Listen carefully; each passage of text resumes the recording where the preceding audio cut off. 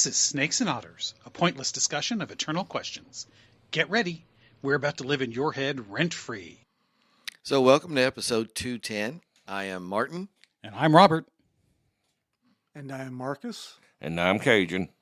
So you may have noticed there was one name missing. Francis is not with us today. It seems those Serpent and Beavers guys managed to make another quantum gap portal deal, and for some reason have snatched That's Francis the technical up. term for that. The deal. The deal. And I'm not sure why they popped into the Baxter building and snatched Francis up. Oh, he said snatched. Not even into the topic of the show. You do remember the classic line out of that Disney is the only ones that can get away with saying we're going to snatch that pussy and put it in a box and still be G-rated. That's true. That's true. So we do have an audio recording, though. This is the only clue we have, but he managed to get us this. There are 4 lights. So, Francis, hang tough, buddy. The Emperor here is working on his own quantum gap. He's got it all boxed in with Lexan. And as soon as he can get that stabilized, I think we're headed. It's the blowback that's the problem. Yes. Yes, it is. So he's got to get that quantum gap contained in that 2-inch Lexan. But then we're going to jump into the mirror universe. Cage and I are going to mount a rescue operation. So it's time to lock and load here. Wait, what was the phrase that was being used earlier? Get strapped and mount an operation. Right, they're going to get strapped on and mounted. That's what I heard. And he's done used snatch and box. He's only got one more word to go there to equal Disney. Yeah. Can he work that in? Probably. I'll try. Well, I'll Mark try. does have several walking around here. We're Yes. not even 5 minutes into this. No, I like it. 2.5 minutes. I like it. And that's a long time for most of us. I understand. All right. So today's topic, we're diving back into our pop culture history because we never really did pop culture. We did history of pop culture, all of our pop culture episodes. Well, that's because we're Gen X. As far as we're concerned, pop culture ended in the 80s. Yeah, I mean, like the last album I bought was probably Red Hot Chili Peppers in like 2000. So that was the last new CD I bought. So we've titled this episode "Movies for A New Hope." So if you haven't listened to one of the movies episodes in a while, the premise here is it's not movies that we seek out, but it's when you're flipping channels on your streaming service. Mm-hmm. What movie do you stop on if you find it? So now we haven't decided who will go first here. We're hanging out at the farm at Studio I, the Imperator's home, Also known as the Our Feckin' Farm. That's right. and it's on the Palatine Hill, just up the steps from the Capitol. So he is in command here in the game room. So I think It's amazing how many shows we do in game rooms. that's kind of the only spaces our wives let us have. Yeah. Pretty much, yeah. They want to stay away from it. Well, did you ever notice as now Cajun, since you've had experience with multiple wives, Yes. but knowing your personality, I don't know how often this would have come up for you, but for most of us who are married, you find out that, when you start out in married life, you bring all your stuff together into the house, and as the years go by, you discover that your stuff gets put into a progressively smaller space as the years go on. Yes, I call that the Big Bang happening. Remember Penny and Leonard when Penny started getting rid of Leonard's Yes, stuff yes. slowly and putting it in the closet and storage? Yes. Yep. See now, Same thing. Yes, I've had them try that on me. It usually is not successful. Yeah. See, I'm not having that problem, but I keep building. I'm getting ready to add a big pole barn here for all of my other stuff. For the outside toys. But then the solution I had for the missus is we are building her a whole nother house. We're actually building 2. That works. That works. Yeah. She wants one. She's getting one down in the bottoms, and then one on the lot. Wait, across she's the getting way. one in the bottom? Yeah. Wow. Wow. Mrs. Imperator has just gained a lot of fans, I think. No. So yeah, this has slid downhill rapidly. Yes.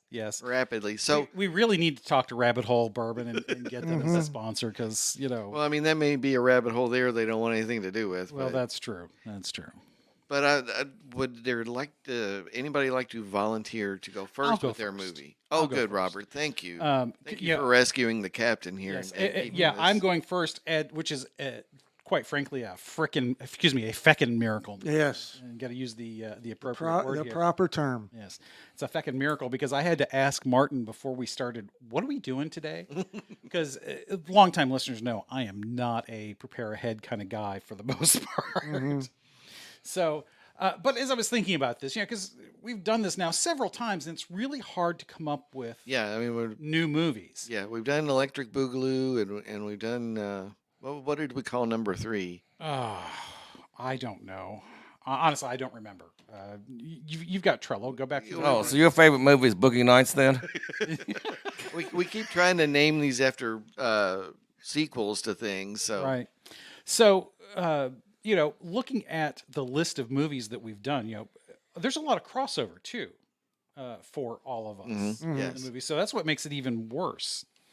But I'm going to go to an early '80s movie. We've talked about this movie several times on the show, but we have not mentioned it in the favorite movies thing yet. So I'm going to go with Silverado.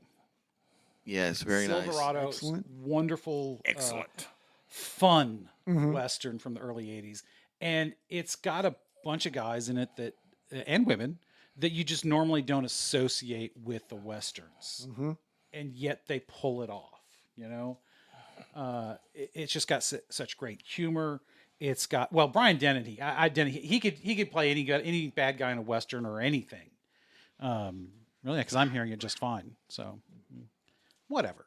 Really, so I find this rather ironic, is because Imperator here is telling me to speak into the microphone. Imperator is the worst of us at not Yes. speaking into the microphone. I am indeed. Whereas you would think he would be used to mouthing all over that sort of thing. But anyways, No.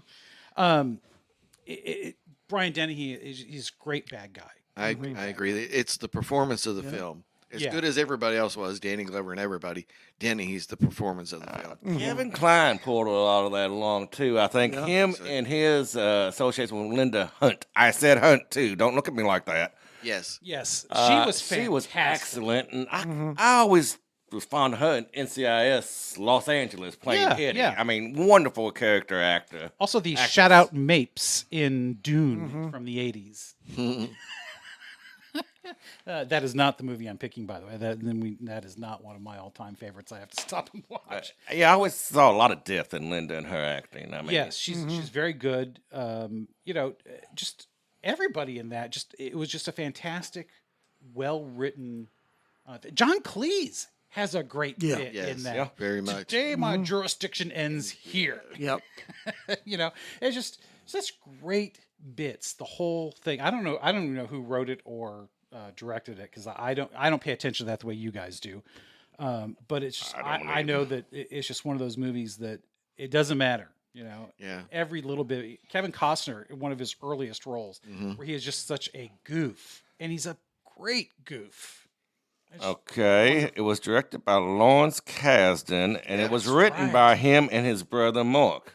Okay, well, see now that explains because Kazan, he's They were big timers Yeah. in the early 80s. They Yes. were Well, up-and-comers. actually, when you come down to it, this was the re-emergence of westerns back in the mainstream again that had been gone for quite a while. yes, Yeah. yes, close to over 10 years. So this is 82 or 83 on this movie. 85. 80, really? I was thinking it was early 80s. Yeah, so Nope, I mean 85. So yeah, you're talking 15 talking- years. Well, they probably filmed it in 82, 83. By the time it was cut and finished up, probably 85 when it came out. So yeah, that would have been 8-9 years probably after John Wayne made The Shootist. Shootist was 78 or 79, I think. 77, 78, something like you're right. Right along You're- into you're there. absolutely right. So there's not a huge gap where westerns disappear, but they tail off. They don't just fall away. Well- Well, they completely in disappeared from the 70s. box office. I mean, we Yeah. still saw occasional ones with Johnny Cash, Chris Christopherson, and stuff Yeah. doing the made-for-TV Made-for-TV, westerns yeah. and so forth But along even- that lines. But even looking at the shooters, you almost can't count that because it's John Wayne's last gasp. Yeah. I mean, it's practically an elegy for the western Yes. because and so they had tailed off significantly in the 70s. And then Lonesome Dove was a major TV And right about for westerns, but we had not seen anything in the box office until they came out with Silverado Yeah. this time. And it's just one of those rare movies that combines comedy, wit, great acting, and serious material. Yeah. There's a good love story. There's a good revenge story. There's just all kinds of different themes and things, and it's all just seamlessly melded together. There's a really nice theme running through it of accept people for who they are. Yes. Yes. Don't jump to a conclusion about the character just from the appearance. And for them to treat the Danny Glover character. Well, in fact, when you say that Equally. too, Linda Hunt too, because when Yes. Klein is looking over the ball to see how she got up that tall, and she's done adapted the ball where she had a slope going up that brought her up the level to serve. Yeah. She checked and changed her surroundings, not Yes. herself. Yeah. The world is what you make it, she told him. Yeah. Exactly. That's and a that's perfect a line. great quote. The world is what you make it. Yeah, So, that's a fantastic. That's thing. very much, where all this, not, it's not a just everybody's alike kind of thing. There's a lot Right. of differences, and Jeff Goldblum was terrific, even in, Oh in yeah, his little he small was. as the gambler. yeah, yeah. kind of was. little, not really a bad guy, but sort of just that opportunistic, amoral. I would say would be a whichever good way to whichever describe side he him. thought was going to win. He was what we would call chaotic neutral, Yeah, because using the D&D parlance, Pretty much. yeah, he was basically for himself at any given moment. Yeah. And if he saw an advantage in helping out Kevin Kline, great. great. And if he saw it the other way, that's where he went. Yep. And that's, you need a character like that. He's the trickster character in the movie. Loki. Yeah. Yeah. He's the trickster character, and he plays an important role. It's minor, but he plays an important role in the movie. I would think you could compare him to Doc Holliday before he met up and rode with Wyatt and pretty much got a better handle on his moralities. I would say Doc Holliday would have been that type of person early that's on. probably fair, yeah. Going around and gambling and so forth. Opportunistic and whatever benefited him at the time. Yeah. Only without the consumption. What was the name of Dennehy's character? Do you saw it? Cobb. Cobb. Yes. That Cobb damn dog. Damn dog. That damn dog. Yeah. So I mean, I really like that you made part of that a kind of a celebration of Brian Denny. He's terrific. Yeah. Just absolutely terrific. Loved him and just like everything he was ever in. Yeah, he was just phenomenal. He's just one of those guys that he can chew a scene like very few modern actors. He's like a walking teddy bear. Yeah, That great big old guy, but you're not intimidated by him until he wants you to be. until you, yeah, exactly. And then Until he- he wants you to be. Yeah. Sounding like a man crush. I will never not A hear touch. Ryan's name and not think of Cocoon from back in the day. The movie Cocoon. Mm-hmm. Oh, God, it's been forever since I saw that. I don't remember him in that. Yeah. But I mean, I saw it, but it's like Yeah, it's I been saw it forever. once back then. Yeah. He's good in FX and FX2. Oh yeah. Or Yeah. fun. Yes. They're fun movies. I mean, they're They are. not Academy Award winners, but they're fun little movies. Was he the sheriff in First Blood? Yes. No- Yes. Was he? Yes. Yeah, I Yes, thought that's so. Brian Yeah. Dennehy in First Blood. Okay. Yes. Damn, that was so long ago. Yeah, that doesn't even So- associate. Yeah. And now that's And a that's- great pairing. That's right about the same time too, because that's First Blood's 81, Early. Yeah, it's in the early. so it's yeah. in that same window of his career right there. Yeah, but I Man mean, think about heavies it. and- You had to get Stallone to have somebody that could intimidate Brian Denny. Oh, that was. But yeah, it's just one of those great ones. Even there's very few women in the movie compared to, because it's a western. There's usually that's one, usually one damsel. damsel. Yeah. And she's great. She is oh shoot, I'm blanking on her name. Which character? The Kevin Kline's love interest. She was in Desperately Seeking Susan. Oh yes, Patricia yes. Arquette. Yep. Yeah. No, Roseanne Arquette. Rosanna Roseanne Arquette. It was an Arquette. Yes. Roseanne Yes. Arquette. Yeah. Surrender Dorothy. She did a great job because she's a very beautiful woman. She's very young at this, but she's very determined to go and farm, and she's telling Kevin Kline, look, this is a hard life I've chosen, and I'm not gonna be the same woman in 10 years. And I've never seen a woman try to push off a man so hard before, because I usually don't have that problem. Okay. Anyways, Yeah, we'll go I'm with leaving that. that one alone. but yeah, just great. All the major characters, just great performances all the way around. All the way. Cool. Yep. Cool. And a celebration of Brian Denny. Mm-hmm. I like that. So Cajun. Oh, almost forgot. Shout out to Scott Klein. You got to mention him. And he's the only major character actor I think that. We didn't. Oh, Scott Glenn. Yeah. Yeah. As Kevin Costner's brother, older brother. Another great one because he's in the scene when they go and ride into the cattle rustler's hideout, and where he's talking about how some guy told him about this this hideout, and there's a whole big posse. It's just fantastic because he is just Mister, I don't know any of those names you're talking about, and you brought a posse to my best hideout. yeah, just great stuff. Just great stuff. All right, Cajun, All right. take your turn, man. Well, considering the time of the year and when this episode will be dropping, Oh boy. I'm going to go with It's a Wonderful... No, just kidding. Actually, I'm going to go with the Santa Claus, Tim Allen, the first one. Oh, okay. This time of year, flipping through, I see that, I stop, and that man makes me laugh. I've always been a Tim Allen fan, all the way back to Home Improvement and his latest endeavors, and Good for you, he man. made good, clean comedy again come back with a little saltiness on the side, but nothing... Not like his earlier days when he first debuted, of course, in the comedy clubs. Didn't you we all all share- have to remember his original name was not Tim Allen, it was Tim Dick. Which I always loved the story they told at a restaurant. Went up and said, I asked him if he had a reservation. He goes, yes, party of 4 for Dick. And the waitress just got appalled at him. Or the stewardess, or the receptionist, whatever you want to call her. And his wife steps up and said, I'm Mrs. Dick, and we do have that reservation. Now, that is an awesome story. But anyway, the Santa Claus, it's one of them good feel-good movies that's going on 20 years old now. Yeah, it's been Yeah. forever Came since out I in watched it. 1994, so it's probably 20 years ago that it was being made. Isn't there a 30. new one this year? Actually, there's a TV, Disney Plus had, let's see, last year I think they did a 6-episode run. And then this year, season 2 was like 3 or 4 episodes. It was a shorter one this year. Oh, I thought there was an actual movie this Well, year. there's been 3 movies. They're talking about coming out with a 4th movie, but that hasn't quite made it yet. But yeah, it's a series. So they've been doing a series on Disney Plus, continuing the yeah, the story. Santa Clauses.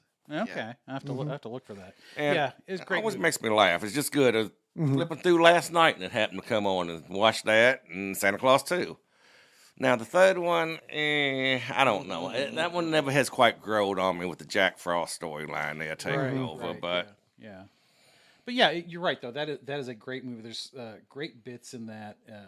Very rare to find a movie that is full of family entertainment that is still watchable. 'Cause nowadays, stuff gets so dumbed down for the family entertainment stuff that it's almost unwatchable. yeah, And it's just, but that's not. You're right. That is one that it is has many all levels. ages. Yeah. Oh yeah. Youngest up to adults for that humor there that we'll catch that the kids won't. I mean, it's just a good, feel-good, warm movie sitting back laughing. Speaking of that, when he's walking down the street and Bobby, nice list. Joey, naughty list. Victoria, naughty list. So- yeah. Hey, refresh my brain. Who else appears in that? Oh, let's see. Because he The had head elf. He's a character actor. Oh shoot! David Krumholtz, Bernard Yes. elf. Yes. Oh, you're talking about the other short little elf coach. No, the head elf. Dave Okay, he was Krumholtz. in the first and the second, and then he disappeared in the third. Ah, okay. He had a Is it- conflict of filming, Yeah. and then he came back at least in one episode of the Disney Plus TV series. No, Okay. wasn't Martin just shortened that in one of them?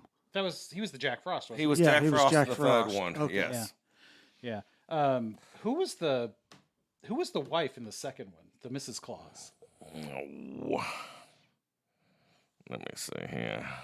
But they were all just one of those things where Yeah, she was the principal, the teacher of his son, Elizabeth Mitchell. okay, yeah. Elizabeth Mitchell. But you realize that Tim Allen is 70 years old this year? Wow. It did not even dawn on me until I happened to look that up last night when I was watching the Santa Claus. Mick Jagger, 81. What's worse though, when you're out and you're walking around, you think, man, that is some old fucker, and you realize, pardon my, You I did it just again, F-bombed. third time. and you realize I'm the same age as that guy. I went to school with him. Do you realize that we are, for the most part, 10 years older than everyone was when they started in Cocoon? Yeah. But you know what? We look a lot better than We do look a lot better. yeah. Well, some. Part of it was the hairstyles. They had old hairstyles back. Yeah. Well, Wilford Brimley, he looked 90 when he was 12. He did, You know, indeed. I mean, Oh, and just for any of the fans out there wondering, yeah, you could look at me and say, hey, that's Santa Claus coming in my window. Oh, I didn't mean to say that out loud. anyways. Everybody just looks at me and goes, hey, sexy. Hey, there's women out there that's got a thing for Santa Claus. I'm still trying to figure out who's calling him sexy besides his wife. Actually, She's kind of obligated. no. Actually, we went and we met a couple, nice people. We were going there to. Can you tell this story? Yes, I can. Where was the location? I'm curious. We were buying a chair off of them, and Not a swing. not a swing, a chair. Like an actual A regular chair? person No, it can was sit in, not a It was It was actually a beautiful, not a wedge or a beautiful Herman Miller Aeron chair. Okay. okay. And we were talking to him for a while, and all of a sudden, out of nowhere, the wife just kicks in with, "My God, you're just a handsome man, aren't you?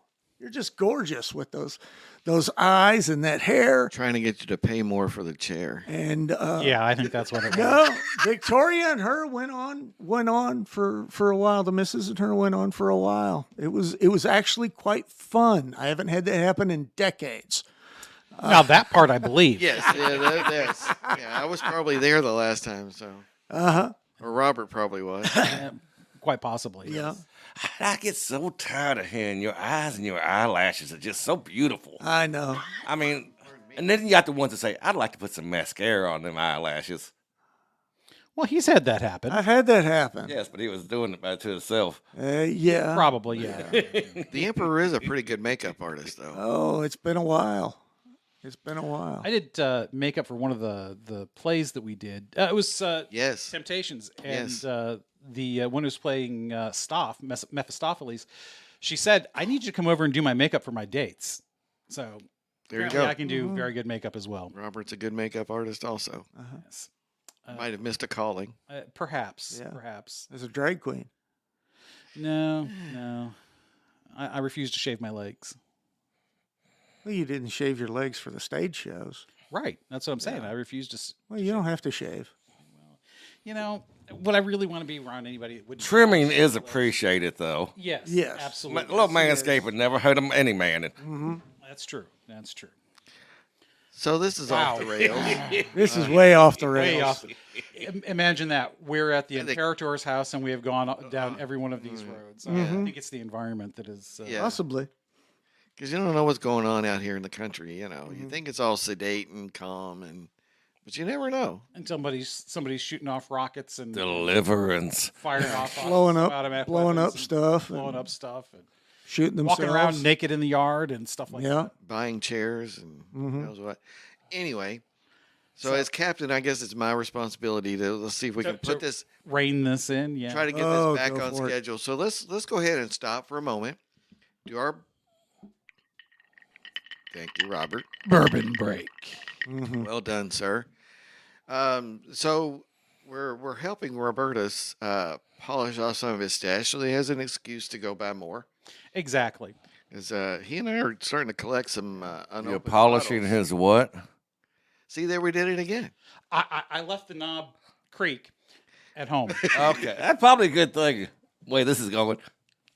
So anyway, we've poured all three of us are poured some of his Elijah Craig, Yes. which is a show favorite because I love it. I've always Mhm. always loved it. Yes, this is one of those ones that it's small batch, which generally I don't think I've ever seen a bottle of the Elijah Craig that's not a small batch. Yeah, that's that's their standard. Right. And it's- Judging by the smell, I'm going to guess slightly above 100. No, it's only a 94. Oh, Only a 94. So it usually runs about $30 a bottle. Yeah, I almost picked up another bottle just because I saw it on sale for 25. Yeah, that's yeah. Can't beat Yeah. that. Yeah. Yeah. Because it's not a. Actually, there's a little There left is- in that bottle. So It's one of those that's kind of creeped up a touch in price over the years. It was more of a 22 and then kind of a 28.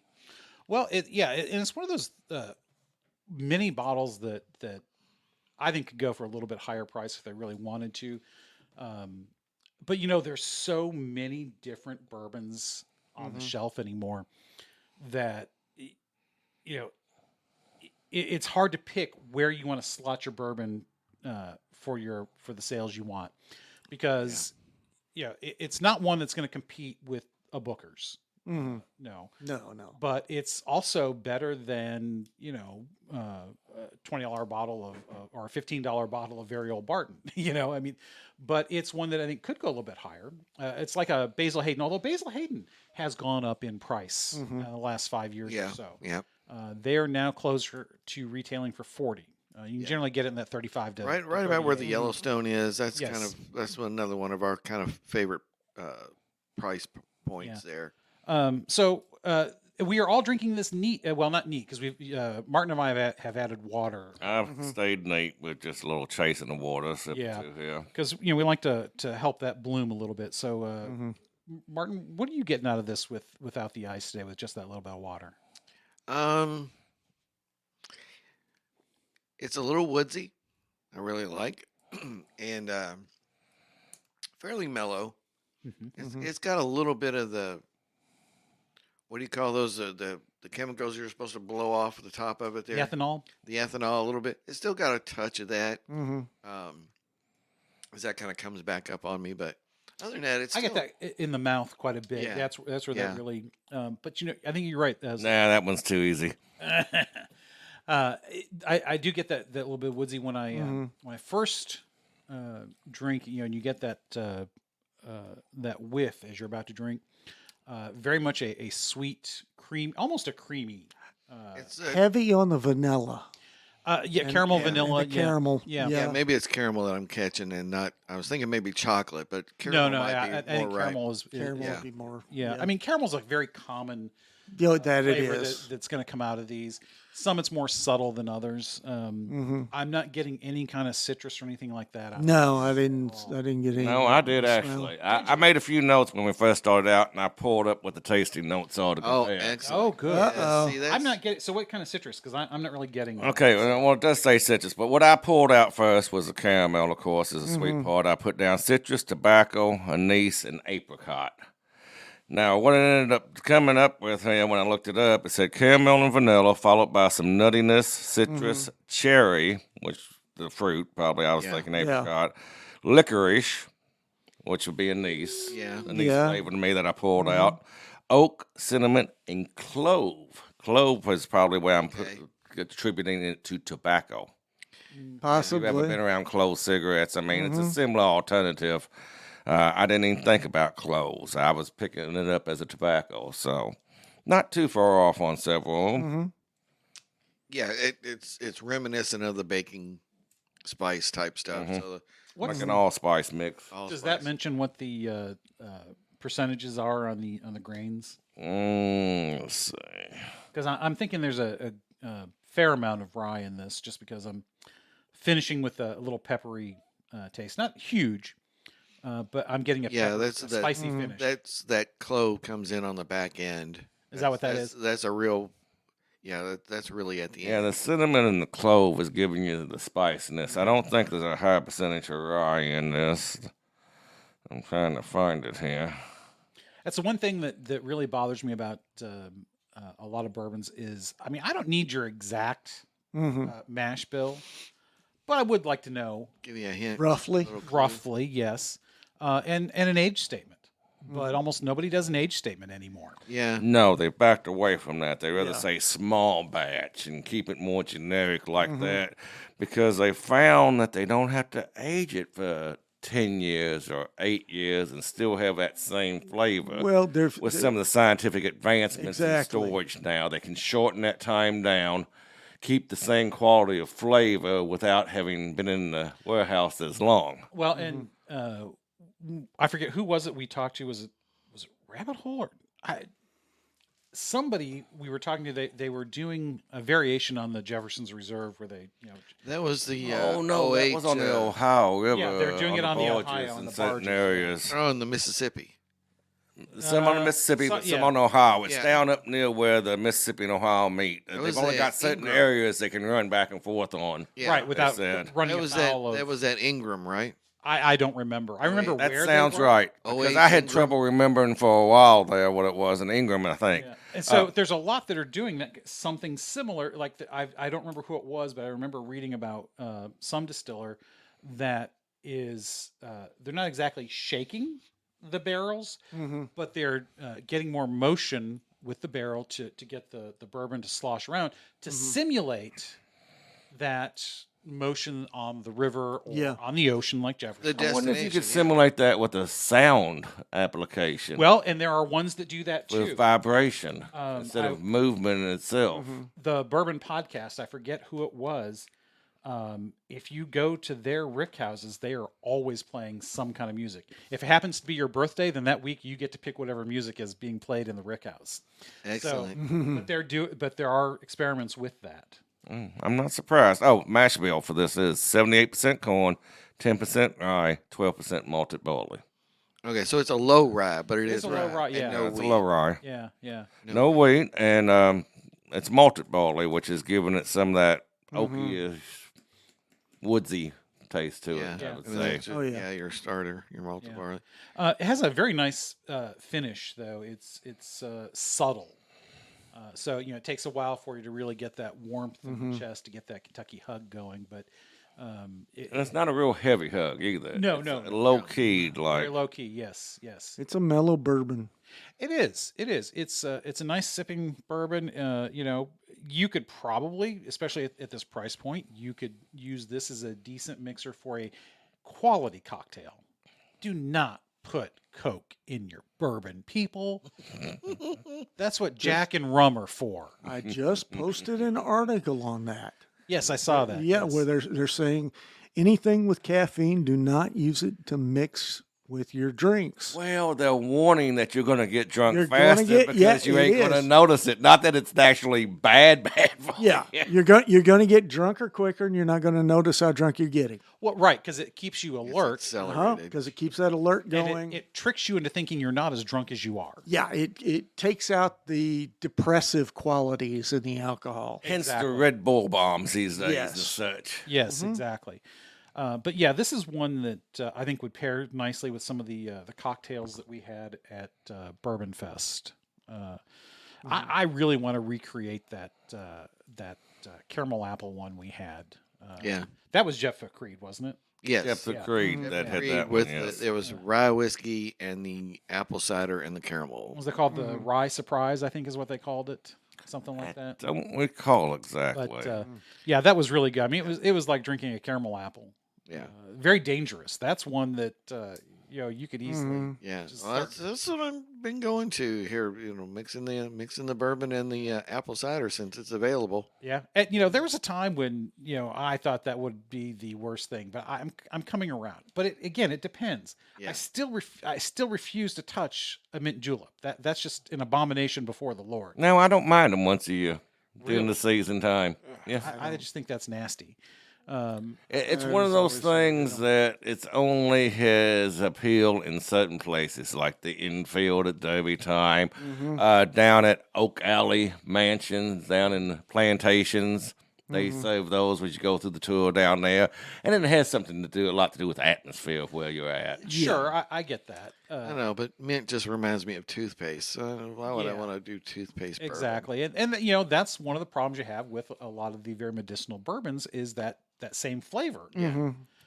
Well, now the crushed ice when you're making a mint julep with the powdered sugar tossed in, it tones the mint down to a more subtle type flavor. It's not as much as it is in your face as you might think. Yeah, the powdered sugar. Because would that definitely crushed ice change it. melts it fast and Yeah. opens up the bourbon and so forth. Yeah. I was not impressed with the old fashions that we tried at Bourbon Fest. I mean, not everybody makes the same kind of old fashioned. I get that. It is a very varied You screw recipe. up an old fashioned. Well, it's not that it was bad. It's like no, this is just Something not that my didn't have a taste. lot of appeal. Yeah, just not something that I mean, it didn't make me sick or anything. If It's I'm just going to have not- an old fashioned, I'd rather have a smoky old fashioned. Mm-hmm. The smoke adds a little bit more to it that appeals to me than without the smoke. yeah. Yeah. Mm-hmm. So yeah, it was okay, but just not something I would go ahead and order myself. So give me those flavor notes one more time, though, Cajun. Yeah, let's see. So Caramel and vanilla. At the Caramel top and of the list. vanilla, followed by nuttiness, citrus, cherry, licorice, oak, cinnamon, clove. Are the main ones they're saying. I'm sure there's a dozen more hidden underneath that some people pull out, but Yeah, the cinnamon and the clove. That's the So Elijah Craig, yeah, I 94 am- proof. Small batch. Yep. About Running you about 28 to 30, yep. You can get it on sale occasionally. Like I said, I saw it for about 25. At, and it's usually widely available. It's not. it one is. that It's not a hard to find. disappears. Yeah, No. but it's a strong recommend. It is, especially if you're first starting out. Yeah. th- It's a good one to put on the shelf as a starter. Mm-hmm. Yeah. Because not everybody can afford to go out and buy $150 bottle of bourbon. This is true. And you don't need to, as we've always counseled. Mm-hmm. You don't need. You can find quality stuff You can. at $18. You can. You can. which I live and die by my Evan Williams Evan 1783. That's right. Love And that was the a Evan fair. Williams. Yeah, and we. That's $15. So Yeah. Used to be. I mean, it's more up in the $20 range now. It has Has it? jumped up. So, though you'll catch it on sale at Kroger's a lot for $18.99 these days, it has creeped up some. Kroger's is a good place to go for bourbon on sale. It is. yeah, It really is. they run competitive prices. I was talking to the guys about this the other day, and before the show started, the Kroger's over by my house has, at the time, they still had 4 or 5 bottles of it in the box Mm-hmm. of Booker's, Yeah. and it was $90, $89.99. Their retail was $109, Oh yeah, and liquor store I was at yesterday over on Gardner Lane in the Gardner Lane Shopping Center. They had it for their retail was $99, which I was kind of surprised because usually they're a little bit pricier than some of the places I've been. But I'm still very seriously wanting to go get that bottle of Booker's at 90 because it's hard to find. yeah. It is hard to This find. is the time of year to get some of the stuff that's disappears from the shelves. Yeah. It's being released right now, Exactly. and- Exactly. And I, and always a welcome Christmas gift if anyone wants to send the Brotherhood a little something. that's right. That's right. We would accept. Well, Pappy is always highly encouraged. yeah, I'm sure. I'll settle for E.H. Taylor. Right. It's an Then Eagle you- Rare. Yeah, yeah. A little shout to Andre, brother Andre, joined the Brotherhood those last couple episodes. That Yeah. E.H. Taylor was killer. It was. I'm not quite getting to the point where I'm a bourbon snob as far as Yeah, but I am gravitating more and more towards the higher proof. I am finding that the higher proof expressions that I've been trying, especially thanks to Cajun,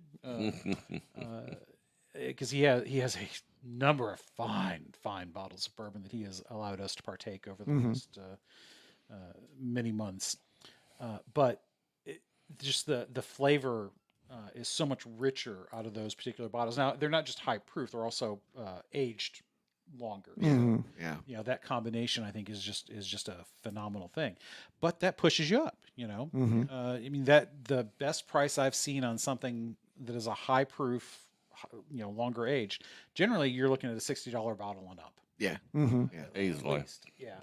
And these harder ones to find, if you do find them, you're looking at a minimum of 100 to 130 on average. Right. So you're leaning more towards the big boy bourbons. Ooh. And do you have anything you want to add to the bourbon conversation as opposed to the personal commentary? No. No. Didn't think so. No. See, there we go. If Snakes and Otters ever starts a distillery, we'll have to name our bourbon Innuendo.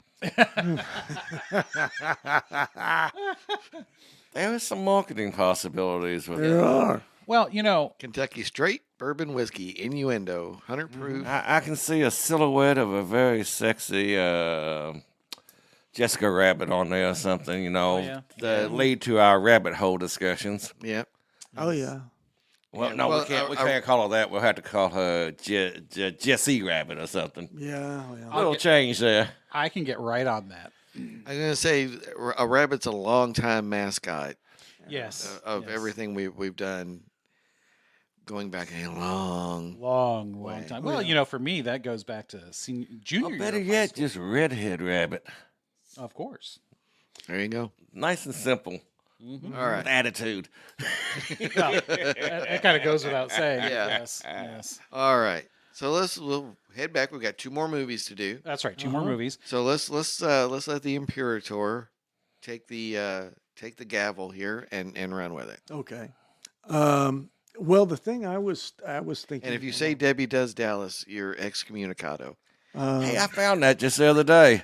That brought back a lot of old memories. So was it in a box in your attic, or did you come across it on a streaming service? No comment. Probably an 8mm film.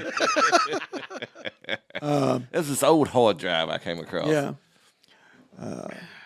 See, you did it again. As opposed to a floppy. Right. There you go. There wasn't nothing floppy going on. Yeah. It's still a classic.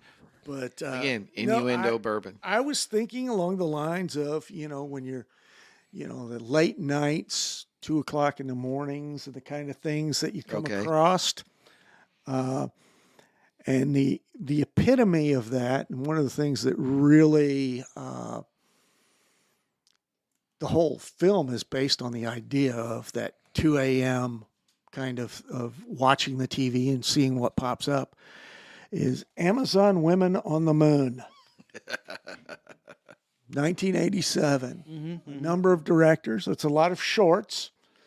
Yeah. And they're all on the floor. Yeah. Sort of like Kentucky Fried Movie, right? It's sort of the same concept. Nah, much better. Oh, okay. It's Good. it's set along the lines of you're supposedly watching a 1950s film called Amazon Women on the Moon. Oh, wow. It had an interesting And cast, too. It didn't does. The cast is amazing. You have a number of directors. So it's based along the lines of one of these campy science fiction films Okay. from the 50s. Gotcha. And the commercials that keep interrupting that. They're hilarious. I mean, you've got everything from, they were talking about I believe it was the Met that they were going to be selling off the museum. Okay. And they're going through with all these puns and things, every Van Gogh must go. And this is the second movie that Rosanna Arquette. She is in that. Yes, and Michelle Pfeiffer, Carrie Fisher, Sure, yes. Kelly Preston, Egg Bailey Jr., Monique Gabrielle, Sybil Danning. Oh, yeah. Oh wow. Oh, no, it was a huge, huge cast. Ed Begley Jr. as the invisible man that's not so invisible. Goes traipsing through a bar buck naked while the cops are going, Oh, how is that happening? Oh my, it must be an invisible man. Uh, then you had the one where the kid is watching a porno, and it eventually ends up that the woman on the porno gets shot by her husband, and the police come kicking in the door and drag this kid off. Just all sorts of things. Just a hilarious film and very campy. So Wow, Bryan Cranston was also Bryan in this Cranston was in Breaking it. Bad man. Andrew Dice Clay was is in there, here. yeah. So this is one that I've got to wonder though. How often do you come across this at 2 a.m.? I've run across it a couple of times on broadcast TV. Yeah, when?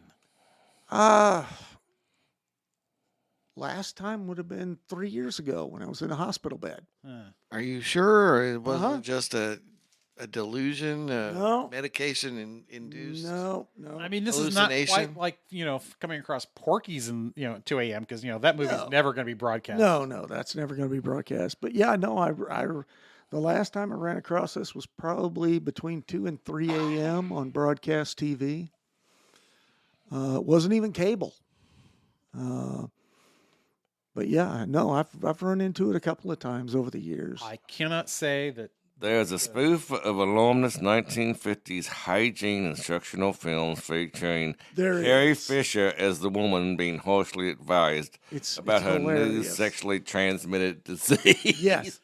So you run around in a middle bikini like that, later in life. You had to have a few wild times somewhere in there. Exactly. There's no telling what you catch from Jabba the Hutt, man.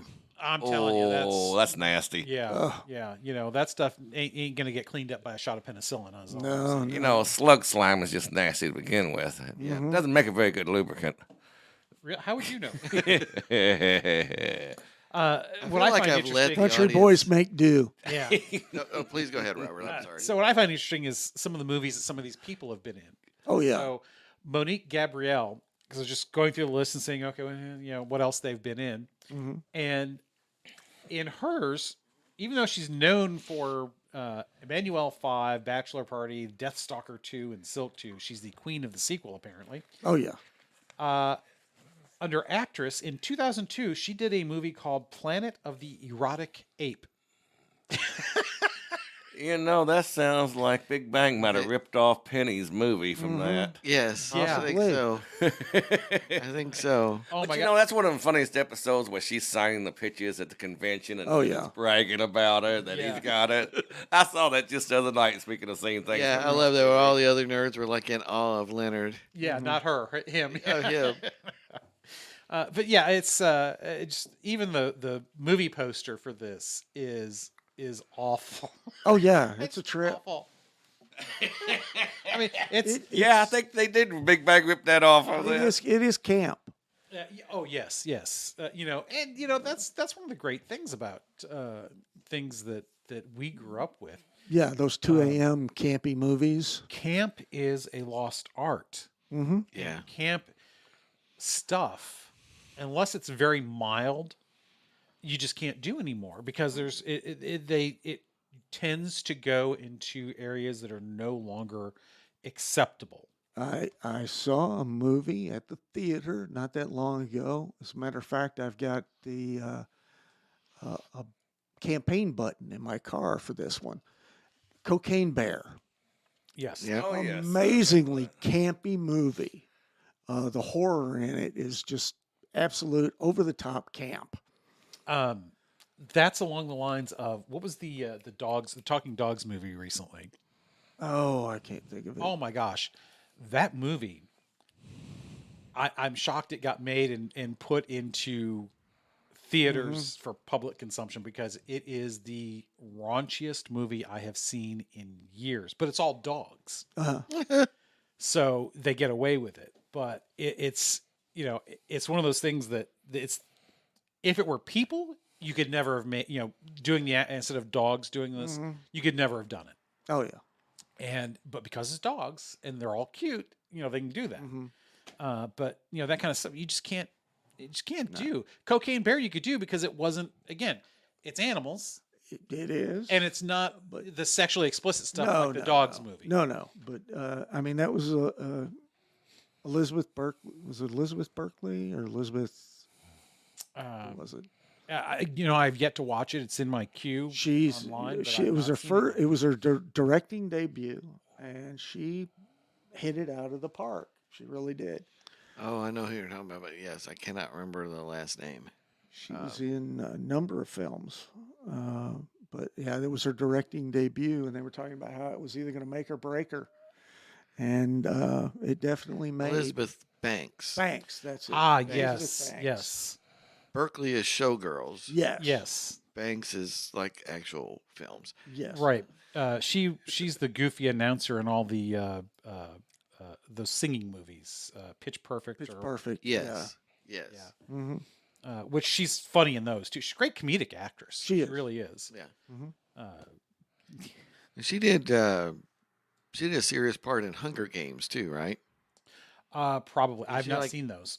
Effie or something like that. Don't know. I don't know. I've read the books, but because my kids were reading them just voraciously, so Mm-hmm. and they were okay. They weren't really, but they appealed to a certain audience, so they made as Francis, dear departed Francis would say, a bazillion amount of dollars. Yeah. $8 Oh, yeah. bazillion. Oh, speaking of your cocaine bear, MTV Movie and TV Awards, it has been nominated for the best villain. So the bear must have really stood out. Bear was awesome in that movie.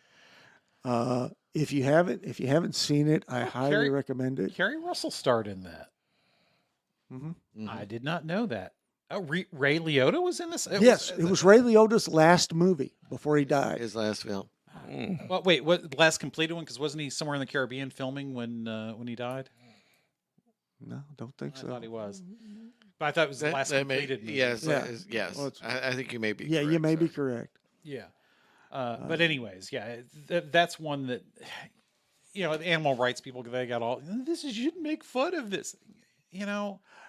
It's a fun, and yes, the story does not. It's a bear that got a hold of cocaine. I mean, it kind of actually happened. Apparently, he was doing one called Dangerous Waters. So that does sound like that was probably in the Caribbean. Yeah. Now, It has a 2023 date on it, too. Yeah, now, that the would be real about right. cocaine bear is in Lexington. There's a campy touristy shop there that has the original cocaine bear. And- Stuffed. And Cocaine Bear made it was an odd journey. The Kentucky, what was it? The Kentucky Mafia was Oh, they the were- cornbread. Cornbread Mafia. Yeah. They were flying cocaine bales, Yep. and the plane had problems. And the guy started dumping cocaine out in these duffel bags, about 87, 90 pounds of cocaine in each one. And he went to jump with the last one, knocked himself unconscious, and they found him the next morning laying in the middle of some guy's driveway with a duffel bag of cocaine. That was the only cocaine bag that was recovered. A bear found one of the bags of cocaine, and they found the bear dead later. Yeah, he did not go. On He did not go on to any rampage, but He OD'd pretty quick. for that minute or two, he was the apex predator in the history of the world. But when they did the necropsy on him, they pulled 87 pounds of cocaine out of the bear's digestive system. Wow. 87 pounds before he died. He got that much down. That's a lot of coke. That is a lot of coke. That Could is. make that last a long time. Yeah. That's- the That's guy who did Scarface levels on his desk. So the guy who did the necropsy had it stuffed and donated it to the park in Georgia where it was found. Well, the park in the 80s didn't want to be associated at all with Cocaine Bear. Yeah.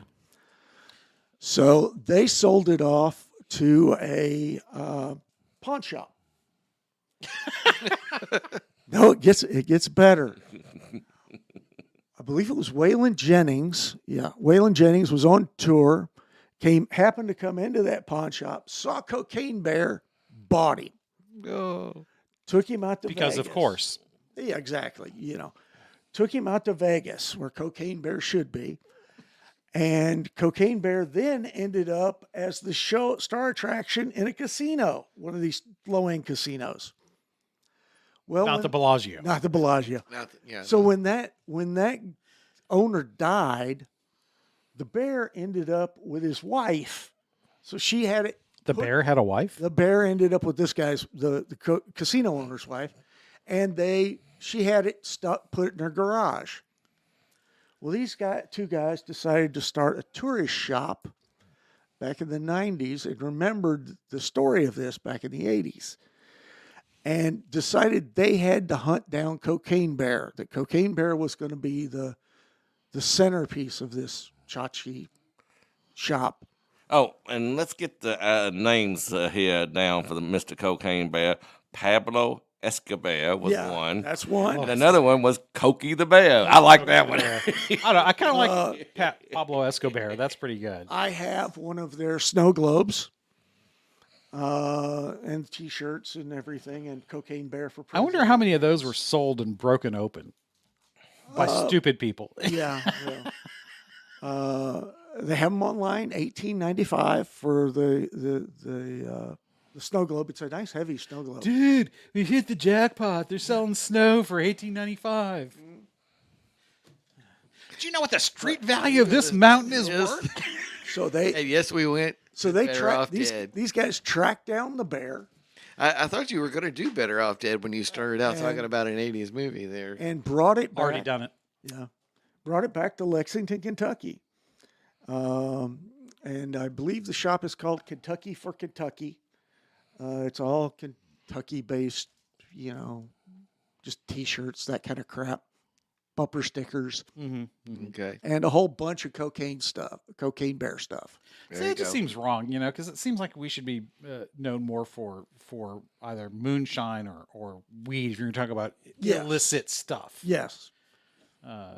Because, Well, we'll take Cocaine Bear. Anything that brings in money. well, that's true. Now, if they could do Cocaine Bear with a bottle of bourbon. Hey, now that's another distillery. Cocaine Bear Bourbon. Yeah. Yeah. That could be a sub brand. It has a little extra Bourbon Bear. Bourbon Bear, yeah. All right. All right, let's get this back on track. Nice chubby guy, hairy guy in leather. Okay, well, we definitely need to move away from that. Assless chaps, Yes, exactly. which technically they're all all chaps. Assless, yes. But it sounds better when you say No, assless. I take that back. If they're being worn by a British guy, it's full of ass. I was going to say, I thought you were going to say it belongs to somebody else. Oh, no. Because Martin had a great line about that. Yeah, I mean, it's the only reason the pyramids are in Egypt is because they're too heavy to take back to Britain. Yes, exactly. And I was talking about the one yeah. about Yes. everybody in the Marvel universe speaks English. Speaks So it must mean that the Brits colonized the universe. Exactly. And so, yeah, but they would have taken the Infinity Gauntlet back to the British Museum. is a So, good yeah, So there would have been nothing to do in the whole story. Actually, the Infinity Stones would have been stolen by now. They'd be in a drawer somewhere in the British Museum. All right, so last movie, Heat. Heat. Oh, my. Again, one of my favorites, Michael Mann, who we've just discussed in the past. De Niro, Pacino, Tom Sizemore, Val Kilmer, Ashley Judd. That's a star-studded cast. Yeah. Oh, yeah. it is, yeah. Danny Trejo, don't forget Danny. Yep. I love Danny Trejo. Yeah, he's oh, awesome. just amazing. And Dennis Haysbert. And so it's the first film where Pacino and De Niro appear in the same scenes together. Oh. So they both appeared in Godfather 2, but no scenes together. Again, because Yeah. De Niro's in all the flashback scenes in Godfather 2. Right. So this is a thing that you get these two guys, these well regarded actors at the height of their popularity and the height of their powers and put them in the same scenes together.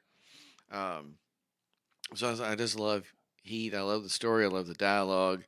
Um, it's just got this great natural way of the dialogue really puts you inside the character. The cops talk one way, the bad guys talk another way, so it's just very real. Just very real that you're in the middle of this, and it's super cool. Pacino's performance is terrific. I love everything he does in it. I've done some of the quotes I think already from Heat. Probably. I think I did. You get killed walking your doggy. And that's one of the scenes of there he's getting the tip from the informant. I think I did that during the pandemic. It's like, anything can happen. Well, don't live in fear. You could be all prepared for the pandemic and still walk out in front of a car. Oh yeah. So that was, But if you'd worn your mask, you would have been safe. except for the 3,000 pounds of Detroit steel. twisted metal and flaming carbon materials that are surrounding you. So Sadly, most of them aren't made in Detroit anymore. Do they make anything in Detroit anymore? What? I know we're very disappointed about the Honolulu Blue from Thursday. Well, that's because Martin jumped on the bandwagon and jinxed him. Jinxed him. Yes, I was rooting hard for the Lions on Thursday, and the unfortunate Thanksgiving tradition of them getting beat continues. And it's like so. They're still in their last 21 games, 16-5. They yeah. are on a serious. Yeah, roll. it's a much improved team. Yes. That I think still believes in each other, and I think they still believe in golf. So that's absolutely. That's good. Goff actually had a good game. The only issue with him in that game was he had the bad fumble, which was not really his. And that one was a really tight call. I mean, another set of refs might have given him the benefit on that call and call it incomplete. Right, And exactly. then it just kind of snowballed on them, and they just weren't able to get any traction after that play. Right. That fumble return for the touchdown. Yeah, that was, it set a bad tone early. Yeah, very much. And we talked about it. They lost the game in the trenches, in my opinion. That not converting the fourth. Which again is losing the game in the trenches. Yeah, not converting on the fourth down. And despite being 16-5, a lot of those games they've won kind of wire to wire. Yeah, there's not been they had a few comebacks here and there. They had the good comeback against the Bears. Yeah, but it's kind of not in their wheelhouse to get down bad. And come back. And even when they have, there's only been one game in this stretch that I can think of where they've been blown out, and that was the Baltimore game. Yeah, because like you said, even the losses have been very close. Even last year before they got good, there were only a couple of those losses that were that were bad. They played good teams right to the wire last year. Yes. So, anyways, here's hoping the Lions bounce back because I'm on the bandwagon. I'm still looking for at least a 2 seed, if not a. Philly's got to have a collapse at this point to get a 1 seed for Detroit. I still think they can get the 2 seed. It'll be tight. Because don't forget the Niners. Right. So they've had a little bit of struggles here and there. So 7-3 is not. Or I guess, presuming they win this weekend, they'll be 8-3 as well. But they already have. Yeah, they played Thursday night also. Did they? See, I didn't watch any of the evening games. That's right. Yeah. So they're there, and then so it's going to be Eagles, Niners, then Lions, and then whoever stumbles out of the South. Yeah. Yeah, and Detroit's already 8-7 if they're lucky. 3 of the 4. Oh yeah, in the South. Yeah. So and then the other dangerous team will be Dallas. Yeah, they'll be the 5th seed. So, anyways, we've just lost our yeah. So we're done talking about overpaid men playing with their balls on a field of grass. Yes. See, I'm surprised. The only thing I've been hearing about football lately is Taylor Swift. Yeah. Anyway, as somebody once said, I'd that rather see girl to her play church. with something. Never mind. So we can just get that girl, convert to Catholicism, get her in a church. We'd be doing great. Mm-hmm. That would be a hell of a draw, wouldn't it? Yeah. Yeah. Anyways, So yes, I just was heaping the praise on Michael Mann and Heat. Just again, super performances, well written, terrific dialogue that is so real it really puts you right in the world Mm-hmm. with both the cops and the bad guys. A great Val Kilmer performance. so this movie's from '95. So like a lot of our movies, Oh, yeah, yeah. Pre 2000 generally. Yeah, But this is not.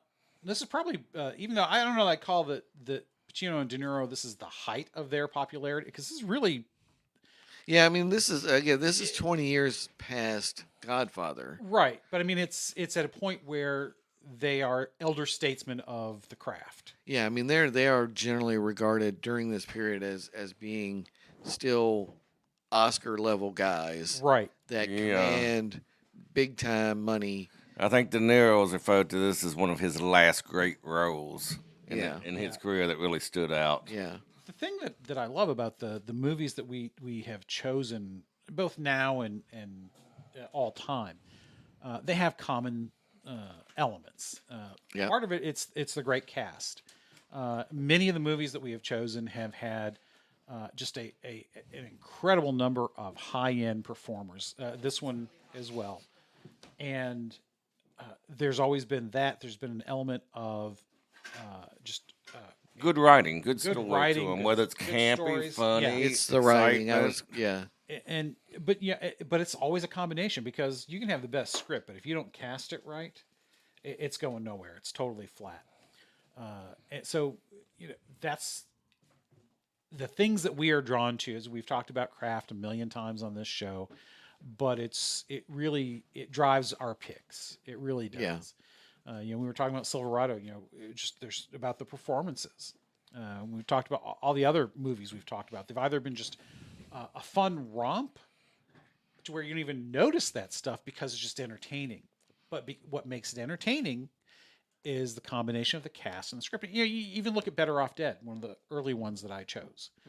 By today's standards, there's a lot of famous actors in that movie, but they were Yeah. unknowns at the time Yeah, for the most part. and it was seen as it's like nobody made any sense out of it. At Right, the it was a time. teen comedy. It Yeah. didn't even do well as a teen Yeah. comedy, but it did well in the video rental Yeah, and things like that. It became a cable. cult classic. yeah, it is viewed as a cult thing now, and it's because of the kind of the wink and a nod writing style. Yes. Of yes, I know this is goofy, but you'll enjoy it, and you'll be thinking about it 30 years from now. And- It's a film that endures. And that's the thing about all of them. They endure. It's kind of like a Lebowski thing. The movie abides. Yeah. Great stuff, though. I mean, all the way around. I mean, any of the movies we've chosen over the episodes we've done are well worth watching. And look at the genres we've chosen. We've chosen everything from straight out teen comedies to campy Amazon women Yeah. kind of stuff. Yes. To Francis's. If Francis were here, I'm sure we'd have some kind of highbrow pick because that tends to be the kind of stuff that he does. Yeah. Yeah. But He likes to do literate stuff, but yeah. So As opposed to us doing illiterate stuff. yeah. Well, the movies that, for me, movies and television, I tend to choose for the, not exactly cathartic entertainment. There's an element to that, Mhm. but and entertainment where I don't have to think about it. Not mindless entertainment exactly, but just movies that I can just experience and enjoy. I don't want to have to ponder the meaning It behind has to pull you into its own world. Yes, if I'm thinking about what it means and all this stuff, then that may be fun and interesting. But my primary purpose, it's partially because, I'm one of those people, and I'm sure most of us, because these kind of people that I tend to be drawn to, there's an internal conversation that is constantly going on. In other words, I can't shut up inside my own head. Some people call that schizophrenia. Well, that's what Joe said, but I don't listen to him anymore. And it's like when I'm watching stuff, my mind has a tendency to fill in the outcome before it's even there. See, I try not Yeah. to. I don't like to 90% go of the there. time, I know what's going to happen before it ever happens. There are very few movies that surprise me. My brain has always thought like that. I cannot turn it off. ADHD. Yes, See, it is. That's one of the things that I have made myself be able to do. It's because you're right. If I start thinking about that stuff, then yes. And some things they will, because they're so obvious. Some things are just so obvious you can't Yeah. miss it. But I have made myself purposely ignore, to make that leap. All right, what is the logical outcome, or what's the obvious outcome, or whatever? Because if I don't enjoy it as much. I don't. Yeah. It loses a lot. If I know what the ending of a movie is, especially if there's a twist, Yeah. or if I know the ending of the final score of a sports contest, doesn't matter what it is. Hockey, basketball, baseball, football, doesn't matter. I don't need to watch it. There's no more drama. There's no more mystery. And Yeah. once that's gone, no, don't You're need to not watch. interested. I don't care anymore. Yeah. Because to me, in those kind of things, the outcome is the important thing. Yeah. And sure, I might want to see some of it. Now, when Barry Sanders was still playing, yes, I would have watched that game just to watch that man run. Yeah. But that's about the only thing. Yeah. I like to force myself to be surprised. Even though we're talking about movies we would watch at any point. It's because they draw, like you said, Cajun, you get drawn in. Yeah. Like I said, you can, especially something like Silverado. It's so well constructed, and the dialogue and the settings are so good. You feel like you could be there. You could Yeah. be at the other end of the bar. You become immersed into it. Yeah, the you're story very much itself. immersed in the world. Heat's the same way. You feel yourself could be standing there next to Pacino while he's planning all the surveillance of the crew, and Right. and you feel like you're one of the cops standing there with him, or the world of the bad guys, the crooks, is so well constructed. You start to feel like you understand Neil McCauley. And to use the parlance of today, that's the authenticity. Yep. You You and gotta love the authenticity. it may not be authentic in the sense that it is perfectly 100% accurate. It's authenticity in the sense that to use a Dan Rather phrase, it's got that level of truthiness. It feels right. It feels real. Yeah. Without being slanted. Yeah. Well, there's the small bits of behavior that you see, this glimpse into the world of the crew, Kilmer and Sizemore. You start to understand, these are not guys who can have a regular life. They've stolen enough that they could. That's actually pointed out to Tom Sizemore's character. It's like, look, you've been in this crew all this time. You don't have to do this stuff. It's a cowboy score, they call it. When they're planning the bank robbery, we got all this heat on us. You can get out. And he's like, nah, I love the action. I love the juice. I got to do Excitement. it. Yeah, I got to do it. Addicted to the excitement. Yeah, and you can sit there and watch that scene and go, yeah, I get it. I totally get it. I totally get it out of these guys. They've made me believe, that they can't live without the action. Right. Well, that's something that for those of us that are creative types, it's a similar kind of thing.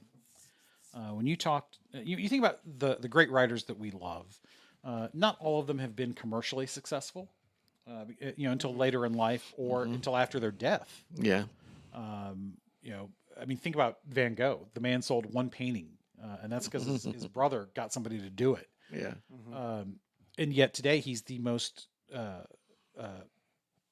Essentially the most commercially successful artist of commercially all successful, time because the paintings go for the most dollar. yes, per, when they are auctioned off. per painting. Hundreds of millions. Yeah. Yeah. People like that, like a Stephen King, he's probably the epitome of successful author that you know, 20 years ago, he never had to write another book, Yeah.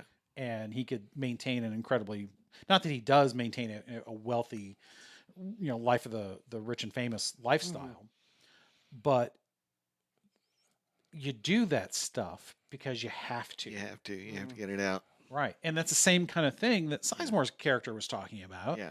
You know, it's you don't do it because you need to do it. King's imagination was much better before he became sober. I hate to say it, but there is some truth to that. There is some truth to that. The guys on Writer Dojo were talking about that in a recent episode. Yeah. Talking about how, you know, he was much better when he was on cocaine. Was their point. And you know, there's some truth to that, because as a sober writer, he tends to let views that maybe not everybody cares to hear into it. And, you know, that's, as an author, his right. But, you know, he's, there's some truth. Plus, you know, after, you know, 80 or 90 books, you know, I think you find yourself repeating a few things here. And nobody edits you. And nobody edits you. When you're Stephen King, nobody edits. Yeah. Well, that's not true. Carrie, his first novel, I'm sure that was edited. Yeah. Well, no, but at 80 and Yeah. plus books, nobody edits you. But I by believe Carrie, his wife, pulled it out of the trash or something and said, "Nope, you're going to finish this. I've looked Yep. it over and do it." he originally threw that manuscript away, and that was his first sale. According to On Writing, he got a $400,000 advance for his first novel. Now, you know, Cage and I, we're very much That was a lot of money in 1973 or something like that, 3. yeah. Yeah. Cajun and I are very much supporters of independent publishers and Film came out in '76, so yeah, probably about '73 or so. and self-publishing using the tools that are available. And, you know, on the other hand, if somebody wrote me, even in today's money, a $400,000 advance, I would snatch that up Yeah. in a heartbeat. Yeah. Where do I sign? Exactly. Yeah. Because, you know, that's a lot of money. Yes, but not all that money stays in your pocket either. No. If it doesn't sell well, they can take back Well, it depends on your some contract. of that money, It depends on your contract. and most of them they write the contracts in favor of themselves. I mean, Well, yes. Yeah. But still, you know, depending on what you're doing, you know, that can be worth it, you know? yeah. So I what mean, you kind make $100,000 out of it in your pocket. I mean, yeah. Right. You know, and Pay some bills. if they never buy another book, you know, then, you know, maybe some other publisher will, depending on how well it does. But So what are we looking at on time here? we are about an hour and 17 minutes. So we need to wrap up. We need to So wrap this up. Francis isn't here to usher us into the next episode. So I guess the captain will go down with the ship on this one and Wait, the captain's going down with the ship. with the ship. polishing With what on the ship? The ship. ship. Ship masthead. So next episode, 211, is of course Code of Honor. Code of Honor. Excellent. And as host, the Imperator will be picking something for us to discuss and digest. Yeah, with Francis not here, we almost could have gone back to the old format. But we do have just one quote that we will discuss. And again, we are looking to stabilize that quantum gap and get strapped and mount the rescue operation. There he goes again.